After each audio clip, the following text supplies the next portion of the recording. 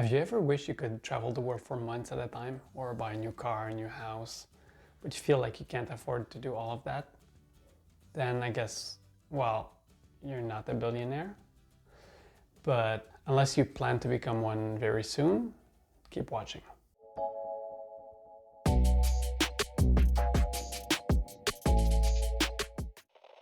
Welcome to Financial Literacy, where we learn to make better financial decisions. Today we'll learn how to free more of your money to be able to afford the things that you really care about. So let's jump right in. First of all, I want you to think about what's really important for you. Is it cars, your house, food, or traveling, having convenience, being generous, financial freedom, a personal project? Or you might have something else in mind, so write it down in the comments if I didn't mention it. Then, what do you buy that is not what you care about? Most people go for middle class everything. So middle class car, middle class house, middle class restaurant, middle class trips or vacations. Ask yourself, does that really make sense to you? Do you care equally for all of those things? Or if you're anything like me, you probably have some things that you really care about, some that you don't care at all. So why do we do that? Is it because of other people's expectations? Sometimes. Is it because of what we want to project about ourselves to others? Most likely. It's so hard to completely stop caring about other people's opinion.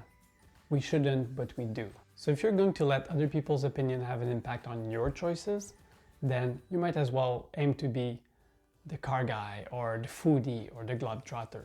It's way better than average anyway. So what can you cut from your normal spending that won't make you feel deprived?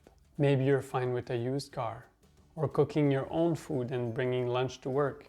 You could choose to buy less stuff that you don't really need, or have a staycation instead of going out on a big trip, or using the outdoor for free activities, spending time with friends at home instead of going out, or smashing the like button for the YouTube algorithm.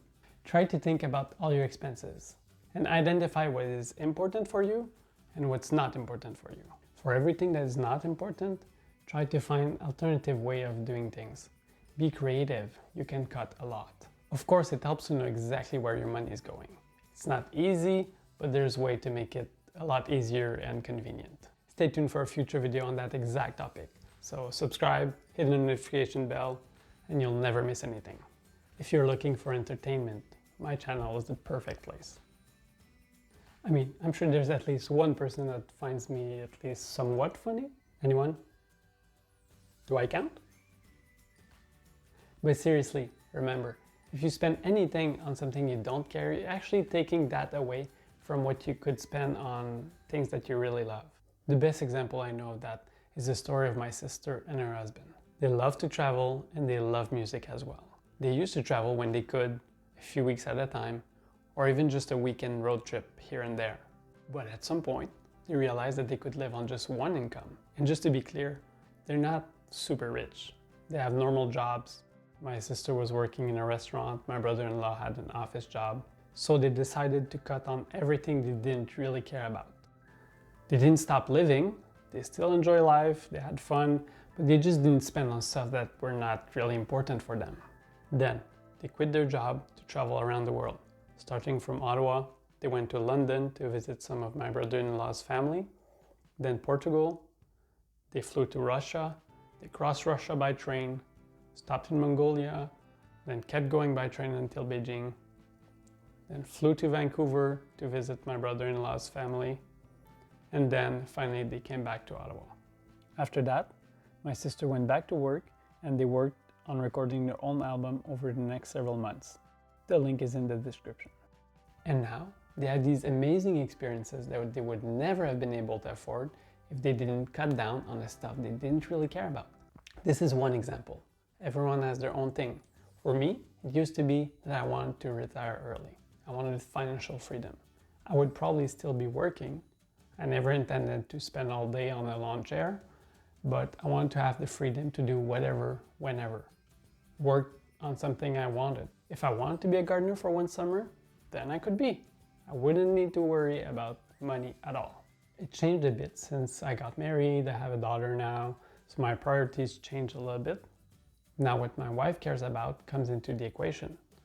I have fewer things that I can cut on, and I didn't know that shoes and bags were a big expense line, but you know, it's a team effort now. So yes, your goals, your values, your priorities, it can all change over time. But one thing's for sure is that you're never going to regret cutting down on the stuff you don't care about, because that's going to free more money to do the things you really love. And remember, you will get more satisfaction from your spending if it has a lasting positive effect, especially if it benefits other people than yourself. Wait, did I just tell you to stop being short-sighted and selfish? Yes, I did. So, what do you really care about? And what can you do to free more of your money for those things? Let me know in the comments below, and feel free to share anything about your experience about how to cut back on the things that are not important for you. This channel exists for you. So if you have any question at all, ask them and I will answer. So until then, have a good day.